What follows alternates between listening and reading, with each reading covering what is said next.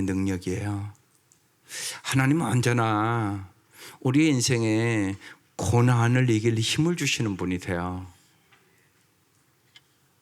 인생의 고난은 사실은 하나님이 주는 것이 아니에요. 이 땅에 인간의 죄악과 또 환경오염과 여러 가지로 우리가 질병과 요새 기후변동으로 여러 가지 고통과 괴로움이 엄청나게 오죠. 이 고난을 어떻게 이기냐? 하나님의 말씀으로 이기는 것이죠. 이번 주간에 마음을 따르지 않는 용기, 사디어스 월리엄스라는 사람이 쓴 책이에요. 여러분 잘 보세요. 이 제목이 무지하게 중요합니다. 마음을 따르지 않는 용기. 여러분 대부분 여러분 마음을 따르지 않습니까? 내 마음대로 하지 않느냐고요. 쉬운 얘기로. 이 책에 그래서 소제목이 이 시대를 집어삼킨 나라는 신에 맞서다. 젊은이들은 말할 것도 없는 이런 시대를 살아가요. 이게 무지하게 중요한 제목이란 말이에요. 그래서 정말 나라는 우상숭배 10가지를 자세히 써놓은 책입니다. 자아숭배의 10계명을 써놓은 책이에요. 여러분 요새 다 그렇잖아요. 나만의 진리대로 산다는 거예요. 우리는 부패한 내 마음을 따르지 않을 때 비로소 하나님의 마음을 갖게 되는 거예요. 하나님의 마음을 가지고 살 때 우리는 진짜 잘 살 수 있는 겁니다. 성경 왜 읽으세요? 하나님의 마음을 알려고 읽는 거예요. 그래서 이제 용기를 내고 결단하십시오. 자멸을 부르는 자아숭배의 길에서 떠나서 우리와 달리 한없이 경이롭고 너그럽고 존엄하신 하나님 중심으로 보다 의미 있게 사십시오. 이게 이제 이 책의 결론입니다. 잘 써놨습니다. 정말로 오늘 이 시대에 나 중심이 아니라 하나님 중심으로 하나님의 마음을 가지고 살 때 우리는 풍성한 삶을 살아갈 수 있게 되는 것이에요. 그래서 성경을 읽을 때도 제일 중요한 것은 뭐냐? 하나님의 마음을 아는 거예요. 하나님 왜 이 말씀을 하셨는지. 쉬운 얘기로 이 하나님의 마음은 어머니의 마음이에요.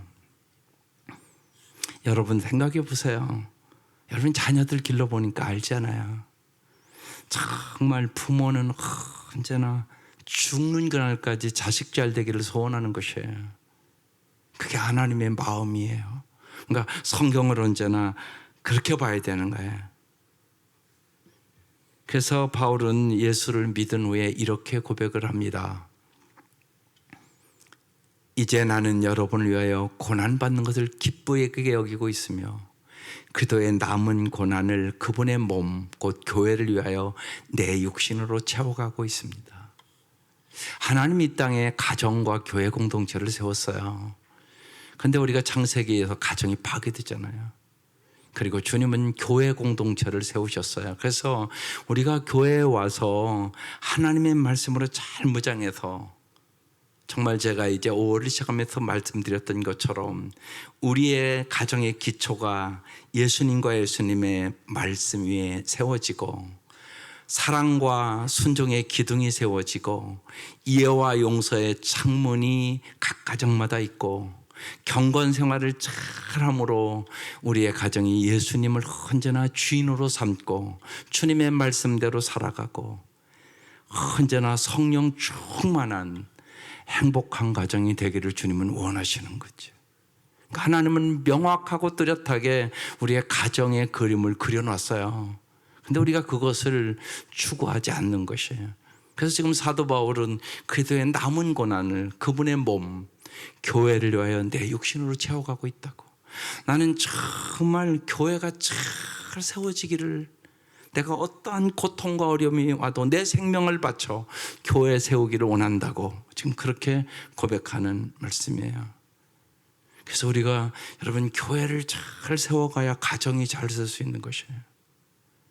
교회에서 배운 말씀을 여러분 가정에 가서 그대로 어렵고 힘들어도 성령의 충만함을 받아 그 말씀대로 살면 반드시 가정은 아름답게 세워집니다. 그리고 여러분을 통하여 여러분의 가정이 온전히 구원을 얻게 될 것이에요. 그리고 여러분의 사랑하는 사람들이 아름답게 성령의 역사 속에 변화됨을 경험하게 될 것이에요. 그게 하나님의 놀라운 역사입니다. 그래서 첫 번째로 어떤 상황에서도 이제는 내 마음대로가 아니라 하나님의 말씀대로 선택하기를 오늘 이 밤 결단하시기를 바라요. 이게 잘 사는 비결이거든요. 그래서 오늘 13절 그들이 베드로와 요한이 담대하게 말함을 보고, 이제 여기 그들은 유대교 지도자들을 얘기하는 거예요.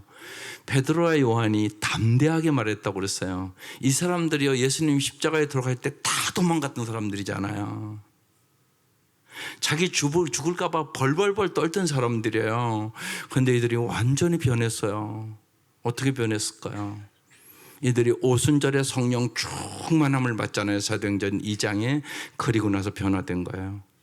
그래서 담대하게 말함을 보고 그들을 본래 학문 없는 범인으로 알았다가 저것들은 무식한 갈릴리 어부들인데 이렇게 알았다가 놀라며 이상히 여기며 또 전에 예수와 함께 있던 줄로 알고. 여러분, 예수와 함께 있다는 것이 얼마나 놀라운 일인 줄 아세요? 정말 여러분 예수와 함께 사시기를 바라요. 예수와 함께 살잖아요. 그럼 예수님이 하늘의 지혜를 주세요. 하늘의 능력을 주세요. 정말로 하늘의 사랑을 주세요.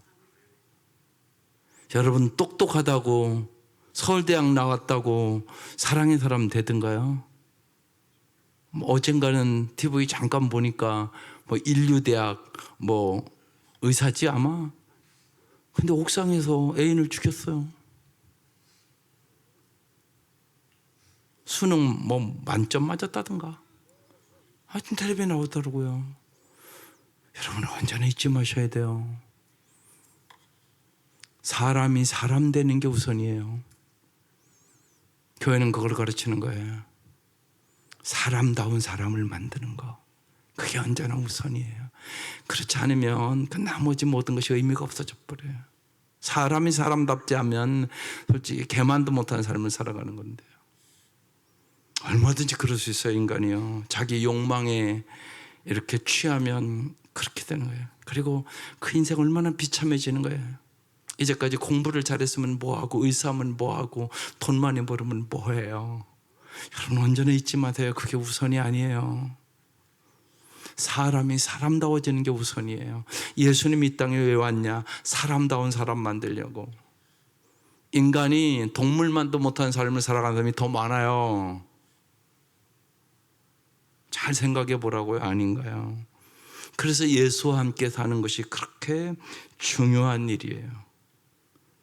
예수와 함께 살면 정말 하늘의 지혜를, 하늘의 능력을, 주님의 사랑을 물붓듯이 부어주셔서 우리를 정말 하나님의 형상을 회복시켜 주시거든요. 그것같이 큰 축복이 어디 있겠어요? 유대 지도자들은 두 사도의 담대함과 하나님의 말씀을 정확하게 알고 인용하는 것을 보고 깜짝 놀랐다는 거예요. 왜요? 성령님이 주시는 지혜와 용기와 이들에게는 민감성이 생겼거든요. 그래서 여러분 성령 충만의 아름다운 삶을 살아요. 또 예수와 함께 있던 줄도 알았다고 했어요. 이 말씀은 두 사도가 함께 예수가 어떤 존재인지 짐작하게 했다는 의미예요. 두 사도의 언행으로 보아서 그들이 주장하는 예수 부활을 거짓말로 생각할 수는 없게 된 것이에요. 또 그들 옆에 보니까 병 나은 사람이 함께 있었다고 14절에 써 있어요.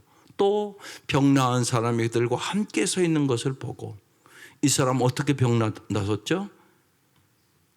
은과 금은 없거니와 나사렛 예수의 이름으로 걸으러. 예수의 이름으로 날 때부터 앉은 병이가 깨끗이 나음을 얻어서 지금 옆에 서 있는 것이에요. 그러니까 증인이 있잖아요, 지금요. 그래서 비난할 말이 없게 됐다고 써 있어요.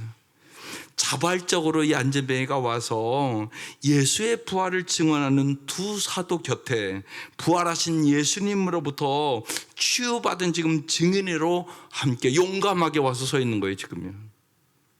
이것은 이 안진뱅이가 육체적인 치유만 받은 것이 아니라 예수 안에서 영적으로 구원을 얻고 예수 그리스도의 생명이 그 안에 있음을 증거하는 행동이에요. 하나님은요, 육체의 질병만 치료해 주시는 게 아니에요. 더 중요한 것은 영적인 치유함을 주시는 것이에요. 여러분, 우리가 사는 이 시대는 훨씬 더 영적인 정신적인 병이 훨씬 심각한 시대를 살고 있어요. 그걸 여러분 잘 아셔야 돼요. 예수는 육신의 질병만 치유하는 게 아니에요. 우리에게 영생을 주러 왔어요. 그래서 영적인, 정신적인, 육적인 치유를 주시는 분이세요. 우리가 예수님과 함께 있음을, 또 정말 예수님께서 우리와 함께 계심을 우리는 세상에 보여주는, 여러분, 성령 충만한 사람들이 되시기를 주의 이름으로 축원합니다. 우리가 예수 그리스도에게 헌신해야 하는 이유가 여기 있어요. 그래서 헌신이 특권이에요. 하나님의 나라와 의를 구하고 주님 앞에 헌신할 때 예수의 생명의 능력이 나타나기 때문에 그런 거예요. 15절, 명하여 공회에서 나가라 하고 서로 의논하여 이르되, 16절, 이 사람들을 어떻게 할까? 그들로 말미암아 유명한 표적 나타난 것이, 안진뱅이라는 표적이 나타나는 것이 예루살렘에 사는 모든 사람에게 알려졌으니 우리도 부인할 수 없는지라. 여러분, 그래서 능력이 나타나야 돼요. 이건 부인할 수가 없는 거잖아요. 17절, 이것이 민간에 덮어지지 못하게 그들을 위협하여 이후에는 이 이름으로 아무에게도 말하게 하지 말자. 예수 이름으로 말하지 말라고 얘기를 하는 거예요. 그 위협을 가하는 거예요.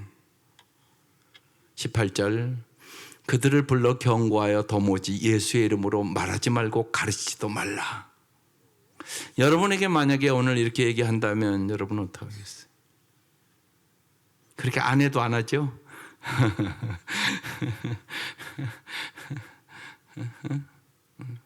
하라고 그래도 안 하고. 여기는 그런데 이 사람들은 하지 말라고 해도 안 할 수가 없는 거예요. 왜 그런 거죠? 그게 우리와 무슨 차이가 있나요? 여러분 하라고 그래도 안 하잖아요. 못 하는 거죠? 못 하는 건가요? 예수를 안 전하잖아요, 하나도. 그러니까 못 하는 거예요, 안 하는 거예요.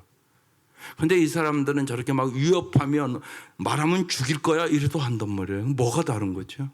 다르잖아요, 분명히 우리와. 뭐가 다른 거예요, 그럼? 저 사람들은 예수로 충만한 거고요, 우리는 전혀 예수로 충만한 게 아니에요. 그러니까 다르죠. 저 사람들은 예수로 충만하니까 전하지 않고는 견딜 수 없는 것이에요. 우리는 예수로 전혀 충만하지 않은 거예요. 내 안에 예수는 없고 다른 것들이 들어있겠죠. 그럼 욕심이 들어있든지. 그 생각을 잘 하셔야 돼요. 당신 속에 뭐가 있기 때문에. 최건능 목사님은 옛날에 그랬잖아요. 일제 잡혀가서 매를 치면 한 대 딱 하면 예수, 또 한 대 때리면 전국, 예수 천당, 예수 천당. 네 속에는 도대체 뭐가 들었걸래? 때릴수록 그러냐? 그러니까 나는 내 속에 예수로 가득 차 있다고. 지금 저 사람들이 그런 거죠. 19절, 베드로와 요한이 대답하여 이르되, 이거 이제 중요한 말씀이에요. 오늘 핵심 말씀입니다. 같이 읽겠어요? 하나님 앞에서 너희 말을 듣는 것이 하나님의 말씀을 듣는 것보다 옳은가 판단하라. 하나님은 정말 예수 그리스도 이 구원자 예수를 우리에게 전하라고 말씀하시는데 너희들은 전하지 말라고 그러는데 누구 말이 옳은가 판단하라. 그렇게 얘기하고 있어요. 여기 판단하라는 말을 여러분 잘 생각하세요. 세상의 판단은 세 가지가 있어요. 인간의 판단, 이것은 지극히 작은 일이에요. 너무나 이런 것 때문에 여러분이 그렇게 마음 상하고 그러지 마세요. 이건 지극히 작은 거예요. 또 내가 나를 판단하죠. 이것도 옳은 것 아니에요. 왜? 내가 죄인이니까. 또 하나님의 판단. 세 가지 판단이 있는 거예요. 사람들의 판단, 나의 판단, 하나님의 판단. 어떤 판단만 옳을까요? 하나님 판단만 옳아요. 가정에 따르니까 여러분, 가정도 세 가정이 있어요. 전통적인 가정. 전통적인 가정은 언제나 아버지가 권위자죠. 그래서 아버지 잘못 만나서 어려운 사람들이 참 많죠. 예, 아버지가 아주 무슨 독재자처럼 가정의 모든 일들을, 예, 우리 어렸을 때는 뭐 그런 경우가 많았으니까 요새는 많이 변했지만, 예, 그래서 이것더러 전통적인 가정, 권위주의적인 가정이라고 그러는 거예요. 예, 그 가정 행복하지 않죠. 그 다음에요, 현대적인 가정은 어떤 가정일까요? 전통적인 가정은 아버지 중심의 가정이라면 현대 가정은 나 중심적인 가정이에요. 다 지 의견이 중요해요. 그래서 요새 현대 가정 행복합니까? 애들이 지간히 말 안 듣죠. 엄마가 말해도 말 안 듣고 지 멋대로고 다 지 주장이 강하단 말이에요. 나 중심적인 가정. 이게 현대인의 가정이에요. 그러면 여러분, 성서적인 가정은 어떤 가정일까요? 누구 중심적인? 예수 중심적인 가정이에요. 예수님이 진짜 주인인 가정이란 말이에요. 여러분, 이 가정이 행복한 가정이 돼요. 예수 안에서 하나 되는 거예요. 예수님의 말씀 안에서 하나 되는 거예요. 어떤 것이 옳은가 여러분이 판단해 보라고요. 아버지 중심적으로 옛날에 많이 살았는데 그래서 가정이 행복했나요? 별로 안 행복했거든요. 또 아버지 상처 때문에 지금도 고통받는 자녀들이 참 많거든요. 아버지가 뭐 절대 권력을 휘둘렀으니까 옛날에는.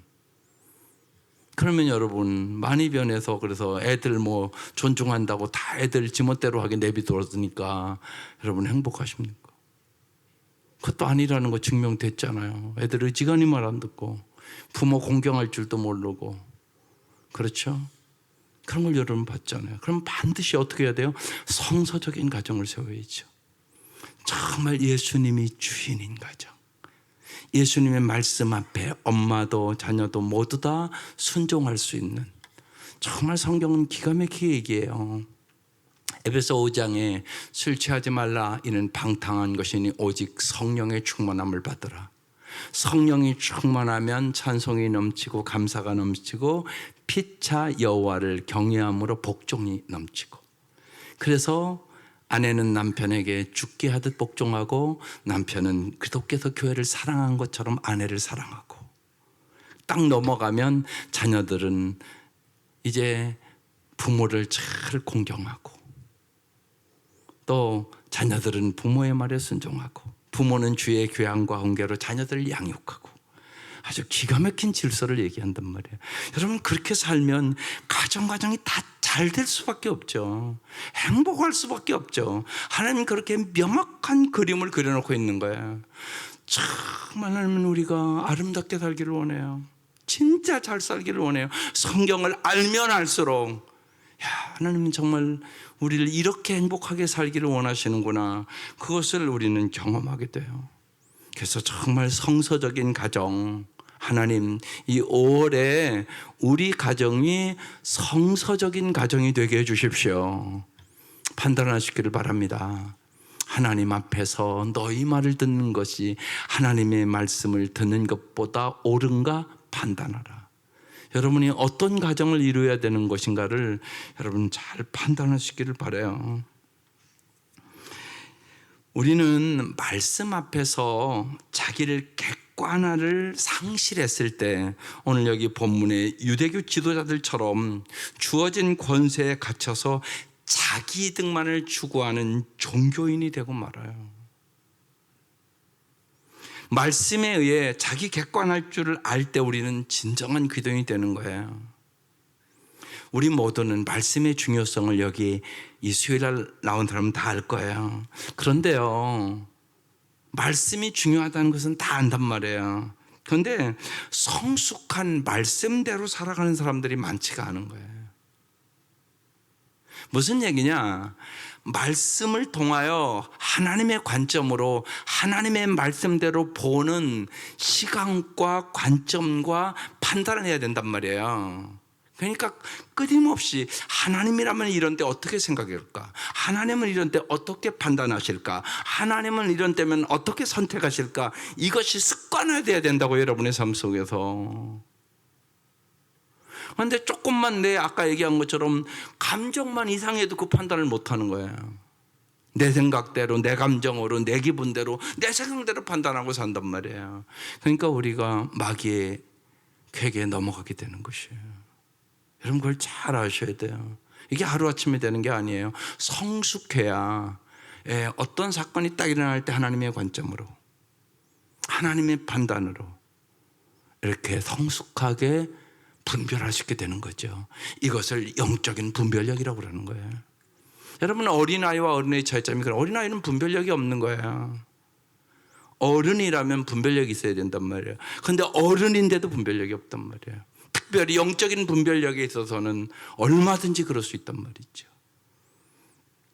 그래서 말씀은 그리스도인에게 자기 목적을 성취하기 위한 수단이나 통로가 아니에요. 그리스도인에게 있어서 말씀은 자기를 객관화하는 거울이 돼야 되는 거죠. 여러분 이게 참 중요해요. 하나님께서 주신 말씀이 우리에게 있잖아요. 성령께서 우리와 함께 계시잖아요. 따라서 우리 모두가 성령님의 빛 속에서 하나님의 말씀을 거울 삼아 우리 자신을, 우리가 모든 지닌 것의 의미를 객관적으로 바르게 판단하며 살아가야 진정한 그리스도인으로 살아가게 되는 것이에요. 이해가 되셨습니까? 그래야 언제나 여러분 어떤 경우에도 나 자신과 내 자신의 소유에 대하여 스스로 갇혀 사는 어리석은 사람이 되지 않게 되는 것이에요. 언제나 말씀에 의하여 자기 객관화를 바르게 할 때만 우리가 바르게 살고 바르게 늙고 바르게 죽을 수 있게 되는 것이죠. 이게 중요한 것이에요. 그때 우리는 참된 그리스도인이 되는 것이에요. 제가 5월을 맞이하면서 제가 여러분을 위해서 이런 기도를 한다고 새벽에 말씀드린 것 같아요. 정말 우리 성도들이 이기적인 기도인 되지 않도록 해달라고. 여러분 잘 생각해 보세요. 여러분이 이기적인 기도인이에요? 이타적인 기도인이 돼요? 마태복음 16장에요. 예수님이 십자가에 죽는다고 얘기를 해요. 그러니까 베드로가 뭐라고 그래요? 그런 일을 하면 절대 안 된다고. 그러니까 예수님이 사탄아 내 뒤로 물러가라. 너는 나를 넘어지게 하는 자로다. 내가 하나님의 일을 생각지 아니하고 사람의 일을 생각하는도다. 그렇게 말씀하세요. 여러분은 우리가 순간적으로 이기적인 그리스도인 될 수 있어요. 또 낙심한 그리스도인이 되지 않게 해달라고. 여러분 왜 낙심하세요?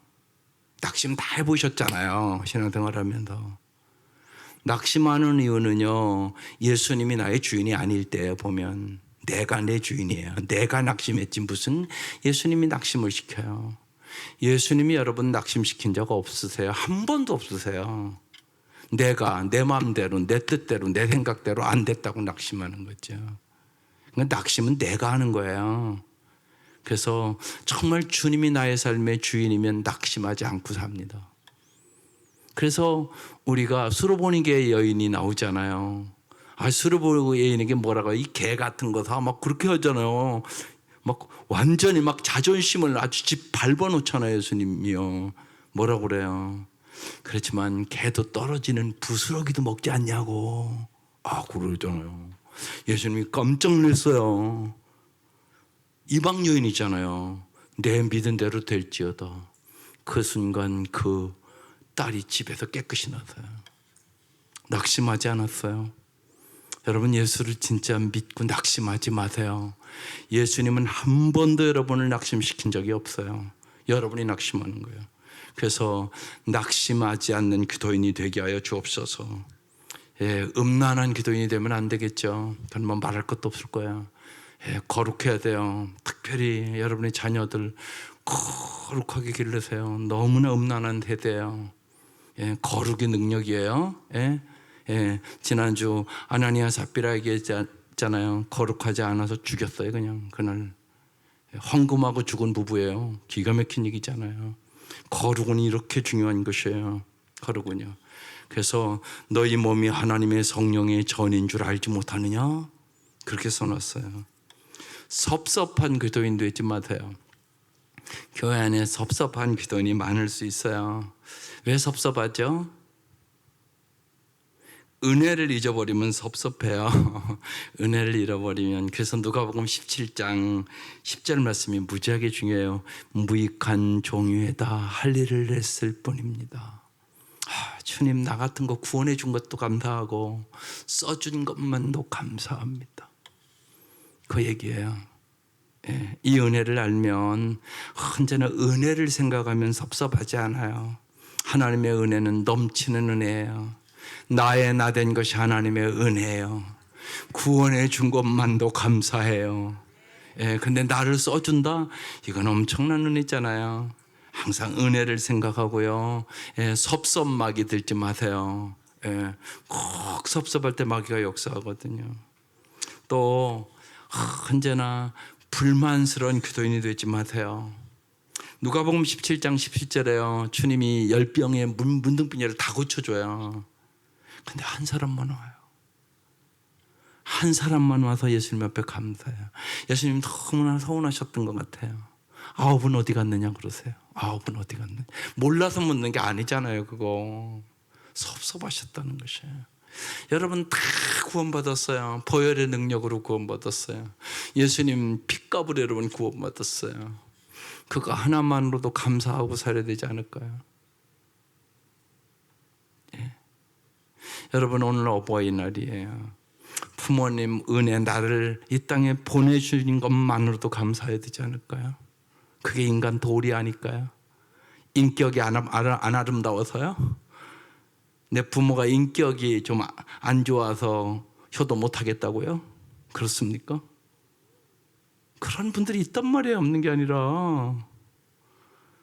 개만도 못한 거예요. 보면 개는 밥만 줘도요 언제나 반겨요. 그래요 안 그래요? 솔직한 얘기해 보자고. 개가 반항합니까? 옛날 우리 집에 개 키워봤는데 한 번도 나한테 반항한 적이 없어요. 언제나 꼬리를 흔들고 오고요. 개만도 못한다는 소리가 그 소리예요. 개는 배반한 일이 없어요. 개는요 자기 주인을 몰라봐요. 그런 일 없어요. 미친 게 아니고는. 미친 개는 그럴 수 있겠지. 그래서 개만도 못하다는 얘기를 하는 거예요. 인간이 올바로 정신이 안 들어가면 정말이에요. 이게 현실이란 말이에요. 그걸 여러분 잘 아셔야 돼요. 그래서 정말로 언제나 감사하는 사람으로 사세요. 부모에게 감사해야죠. 나를 이 땅에 보냈으니까. 하나님 은혜에 감사해야죠. 예, 정말 아니 문둥병을 고쳐줬는데요. 그 시대 문둥병자는 이건요 오늘 암보다도 더 무서운 병이에요. 이건 완전히 이건 버림받은 저주받은 영혼이에요. 근데 주님이 고쳐주었는데 와서 감사하는 자는 하나뿐이더라는 것이. 그게 우리의 모습일 수 있어서 써놓은 거죠. 성경에. 그래서요. 그래서 언제나 여러분의 주님이 주시는 은혜에 여러분 감사하고 살아가시기를 바라요. 또 하나는요 게으른 기도인이에요. 달란트 비유에서 한 달란트 남긴 자예요. 악하고 게으른 종아. 저는 그렇게 말씀하대요. 또 하나는요 불쌍한 기도인이라는 게 있어요. 고린도전서 15장에 보면 이런 말씀이 있어요. 너희의 원하는 것이 세상 것뿐이면 너희는 가장 불쌍한 자다. 여러분 세상 게 다 아니에요. 네? 세상에는요 힘들고 어려운 일이 있어요. 여러분 세상 게 다 아니에요. 여러분 세상에 힘들고 어려운 일들을 통하여 더 영혼의 눈이 열리고 정말 새하늘과 새 땅을 바라볼 수 있는 은혜가 있기를 바라요. 그러면 넉넉히 이길 수 있고요. 이 땅이 절대 다 아니에요. 여러분 실제로 착한 사람이 꼭 잘 사나요? 안 그렇잖아요. 어떻게 보면요 악한 자들이 더 잘 되는 것 같은 생각이 들 때도 많잖아요. 현실적으로요. 하나님의 심판대 앞에 서는 그날 정말로 상급받는 삶을 살아가야 되는 거죠. 그래서 정말로 하나님의 말씀 앞에 굳게 서서 여러분 잘 판단하고 살아갈 수 있기를 주의 이름으로 축원합니다. 그래서 20절 우리가 보고 들은 것을 말하지 않을 수 없다 그렇게 얘기해요. 관리들이 백성들 때문에 그들을 어떻게 처벌할지를 찾지 못하고 다시 위협하여 놓아주었으니 이는 모든 사람이 그 된 일을 보고 하나님께 영광을 돌림이라. 이 표적으로 병 나은 사람은 나이가 40세였어요. 두 번째 오늘 우리가 꼭 기억해야 될 것은 어려움을 만나면 여러분 읽으세요. 시작. 하나님을 더욱 가까이 하며 온 힘을 다해 기도하자. 여러분 인생에 어려움이 있어요. 꼭 그렇게 어렵다 그러면 어떻게 해야 된다고요? 더 하나님을 가까이 하자. 이게 복 받는 비결이에요.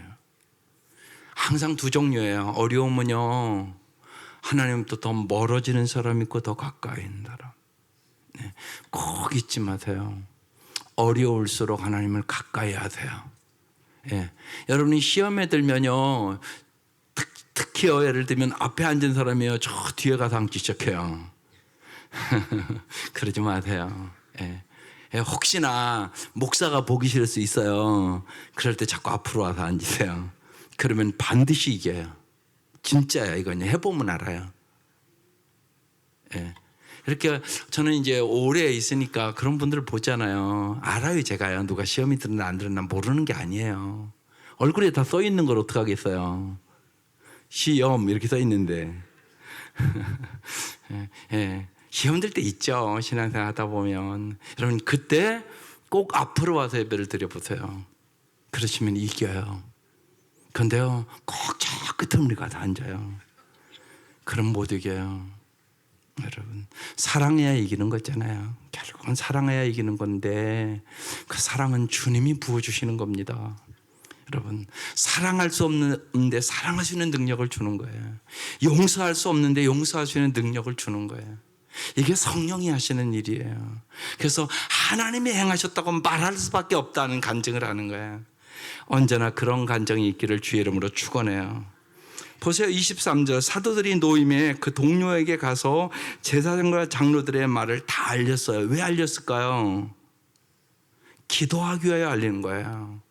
이런 어려움이 있으니까 함께 기도하자는 거예요. 그래서 24절 보세요. 같이 읽겠어요. 그들이 듣고 한 마음으로 하나님께 소리 높여 이르되 대주제여 천지와 바다와 그 가운데 만물을 지으시니요. 이렇게 기도가 시작됐어요. 듣고요. 예. 뭐 했다고요? 한 마음으로 소리 높여 기도했다고요. 예. 예, 오늘부터는 이제 그 아동부, 중고등부, 유치부 기도문을 좀 꼭 써서 기도하라고 제가 부탁을 해서 지금 저한테 다 들어왔어요. 그래서 제가 오후에는 기도를 했고, 예, 교사들이랑 뚜렷한 기도문을 써서 수요 예배 끝나면 소리 높여 열심히 기도하고 주일날 어떻게 응답을 주시는가 기대하라는 것이에요. 여러분 기도하고 기대 안 하면 그게 무슨 믿음이에요? 여러분 생각해 보세요. 오늘 여기 왔잖아요. 말씀 듣고 기도하러 왔잖아요. 그럼 오늘 이 기도를 했으면 여러분 주일날 간증이 있어야 될 거 아닙니까? 아멘 아닙니까? 그냥 허공에다가 외치고 가는 겁니까 그냥? 여러분 생각해 보세요. 기도했으면 응답을 기대하는 것이 믿음이에요. 예, 그래서 기도문을 뚜렷하게 쓰면 이게 확실해져요. 여러분도요, 그걸 여러분의 기도 응답을 확실하게 하려면 기도 노트 적으세요. 기도 노트 적어보면 확실히 알아요. 그럼 기도가 아주 뚜렷해져요. 그래서 보세요. 이들이 듣고 한 마음으로 소리를 높여 기도했어요. 예, 여러분 기도할 때 근데 중요한 것은 기도의 대상에 대해서 내가 잘 아는 게 참 중요해요. 여기 뭐라고 해요? 대주제요 이렇게 부르잖아요. 데스포테스라는 헬라 언어요. 소유자다. 하나님은 만물의 소유자다. 하나님은 온 만물을 통치하는 절대 통치자다. 그 얘기예요. 이걸 믿어야죠. 모든 것을 주관하시는 분이라는 얘기예요. 하나님이 이런 분이라는 얘기예요. 그뿐만이 아니라 천지와 바다와 그 가운데 만물을 지으십니다. 그러니까 뭐라고요? 하나님은 창조주다. 이런 의식을 뚜렷하게 갖고 기도했다고 얘기하고 있는 것이에요. 우리가 피조물임을 인식할 때 우리가 하나님 말씀에 진짜 순종할 수 있게 되는 것이에요. 하나님에 대한 바른 믿음을 갖게 되는 거란 말이에요. 그렇지 않으면 내 마음대로 살게 되는 것이죠. 나만의 진리대로 산단 말이에요. 자아 숭배에 결국 빠지게 된단 말입니다. 여러분, 영적인 전투를 해보면 제일 나를 영적으로 쓰러뜨리는 것이 나요, 나. 자신과의 싸움에서 진단 말이에요. 자아가 얼마나 강한지 몰라요. 그건 여러분 자신이 아시잖아요. 내 자아가 무지하게 강해요. 그래서 나는 죽고 예수를 믿어야 돼요. 그래야 바른 신앙으로 가요. 내가 죽어야 된다고요. 그래야 예수가 역사예요. 내가 안 죽잖아요. 예수 역사 전혀 없어요, 여러분의 삶에. 그러니까 갈라디아서 2장 20절 말씀 갖고 진짜 사셔야 돼요. 내가 그도와 함께 십자가에 못 박혔나니 그런즉 이제는 내가 산 것이 아니요 내 안에 그도께서 사신 것이라. 이게 신앙생활 핵심이에요, 여러분. 이 자기 부인이 안 되는 거예요. 자꾸 이놈의 자존심이 얼마나 강한지. 자존심 때문에 쓰러지고 또 쓰러지고 또 쓰러지고 그런단 말이에요. 이걸 성경은 더 쉽게 하면 교만하다고 얘기하는 거예요. 그러니까 자존심이 죽어야 돼요. 자아를 죽여야 정말 그도께서 살아서 역사하심을 내가 경험하고, 야, 예수 때문에 내가 행복해졌다 얘기하는 거예요. 그거 안 되면요, 예수 때문에 행복하다는 얘기가 무슨 얘기인가 몰라요, 교회 다녀도. 여러분, 예수 때문에 행복합니까? 안 행복하다 그러면 당신 자아가 안 죽은 사람이에요. 항상 내 마음대로 내 뜻대로 내 방법대로 하는데 무슨 예수의 역사가 있어요? 여러분, 예수님 때문에 행복하셔야 돼요. 이게 핵심적인 복음이에요. 아주 중요하죠. 그래서 정말 하나님 아버지, 나는 내 마음을 따르고 싶지 않아요. 내 마음은 타락했거든요. 꼭 하나님의 마음대로 하고 싶어요. 하나님의 마음대로 하는 것, 하나님의 마음에 꼭 들게 하는 게 가장 잘 사는 길이라고 내가 믿어요. 이렇게 고백해야 돼요. 다윗이 하나님의 마음에 합한 사람이라 여호와는 나의 목자시니 부족함이 없으리로다. 이게 그렇게 살아가는 비결이에요. 여러분, 우리의 마음을 진짜 잘 아셔야 돼요. 대표적으로 에레미야서 17장 9절에 써놨잖아요. 한번 읽어보세요. 그 무엇보다도 거짓되고 부패한 것은 사람의 마음이다. 누가 그런 마음을 알 수 있겠는가? 여러분, 내 마음이 얼마나 부패한가 아세요? 근데 내 마음을 따라 산다고요? 그럼 뻔하죠, 뭐. 그거야 뻔한 거잖아요. 오늘 제가 조금 세게 개만도 못한 인간, 이거 무지하게 센 말이잖아요. 기분 나쁘잖아요. 근데 어느 성도가 진짜 이렇게 써놨더라고요. 개만도 못한 인간, 개는 주인 말만 듣습니다. 그러나 나는 주님의 말씀보다 세상의 말을 들으며 언제나 살았습니다. 개는 주인에게 충성할 뿐인데, 그리고 주인을 배신하지는 않는데 나는 수없이 주님을 배신하고 살았습니다. 개는 주인에게 대들거나 배신한다면 오직 그 개는 미친 개일 것입니다. 그런데 나는 미친 개처럼 산 날들이 참 많았습니다. 개보다 나을 것이 없는 죄인인 나를 사람다운 사람으로 살 수 있게끔 나를 위해 주와 그리스도가 되어주심을 감사하고 감사합니다. 나의 삶을 통해 예수가 그리스도이심을 드러나게 하옵소서. 예수가 아니었더라면 나는 인간답게도 살아갈 수 없는 더럽고 추한 인간이었습니다. 그렇게 고백해 놨어요. 우리의 고백은 아닌가요? 이게 인간의 마음이라고 얘기하는 거예요. 인간의 마음은 부패하고 썩었어요. 정말 구제불능의 인간이라고 성경은 얘기하는 거예요. 의인은 없다, 한 사람도 없다. 오직 그래서 예수 그리스도로 말미암아 구원의 역사가 일어나게 되는 것이, 오직 예수 외에는 없어요. 예수밖에는 구원자가 없어요. 그래서 이제 사도들이 이제 시편 이 편을 이용해요. 25절 또 주의 종 우리 조상 다윗의 입을 통하여 성령으로 말씀하시기를 어째 열방이 분노하며 족속들이 호사를 경영하는고 세상의 군환들이 나서며 관리들이 함께 모여 주와 그들을 대적하시다 하시니로다. 이 세상의 인간들이 함께 야합하여 하나님께서 보내신 예수 그리스도를 대적할 것을 이미 계시하셨다는 말씀이에요. 27절 과연 헤롯과 본디오 빌라도는 이방인과 이스라엘 백성과 합세하여 하나님께서 기름 부으신 거룩한 종 예수를 거슬러 28절 하나님의 권능과 뜻대로 이루려고 예정하신 그것을 행하려고 이 성에 모였나이다. 헤롯과 빌라도와 세상 사람들이 합세하여 예수 그리스도를 십자가에 못 박아 죽인 것은 하나님의 권능과 뜻을 따라 예정한 일이라는 얘기라는 거야. 사도들과 이 초대교인들에게 하나님은 하나님의 권능으로 하나님의 뜻을 반드시 이루시는 섭리자라고 말씀하고 있는 거죠.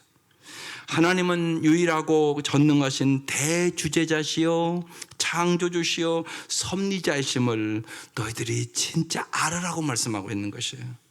그러면서 이제 마지막으로 이들이 어떤 기도를 하는가요? 29절 같이 읽어보겠습니다. 주여 이제도 그들의 위협합을 굽어보시옵고 또 종들로 하여금 담대히 하나님 말씀을 전하게 하여 주시오며 그랬어요. 30절 손을 내밀어 병을 낫게 하시옵고 표적과 기사가 거룩한 종 예수의 이름으로 이루어지게 하옵소서 하더라. 이렇게 세 가지 기도를 했어요. 유대교 지도자들의 위협함을 굽어 살펴 달라고, 하나님의 말씀을 담대히 전하게 해달라고, 예수의 이름으로 병자를 고치며 기사가 나타나게 해달라고 이렇게 기도했어요. 이 기도의 내용들은 참 중요해요. 여러분 성경 보면서 이렇게 써 있잖아요. 그럼 여러분도 그대로 기도하는 습관을 들여야 돼요. 그러면 역사가 일어나요. 그래서 꼭 말씀 기도를 하라고요. 말씀을 붙잡고 기도하라고요. 그러면 그 말씀대로 성취하시는 하나님임을 경험하게 되는 것이에요.